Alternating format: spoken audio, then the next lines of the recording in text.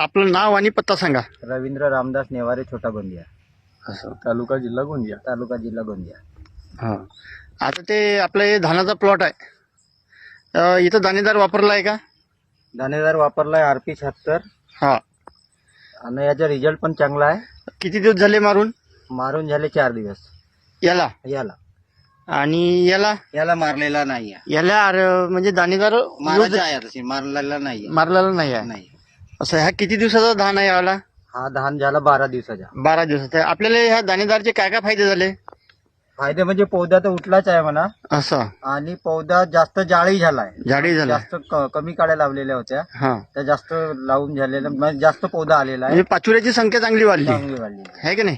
आणि याचा खताचा वापर कमी आहे. कमी आहे. खाता फक्त एका पॅकेटवर एकच बोरी मारलेली. असं एका एकराले. हो. आणि मागच्या वर्षी वापरलं होतं का तुम्ही? हो, मागच्या वर्षी पण वापरला होता. चांगला रिझल्ट मिळाला चांगला result. म्हणून या वर्षी वापरलं. हो. हे माहिती कोण दिली तुम्हाला? योगेश सवालाकीने दिलेली. आपका नाम बताइए. योगेश सवालाकी, फुलचूर, जिल्हा गोंदिया. अच्छा, ये हमारे सौरभ सर है. आपका नाम बताइए. सौरभ दिलीपराव मुंगले. ये हा धान आज 19 ऑगस्ट 2025 चा आहे आणि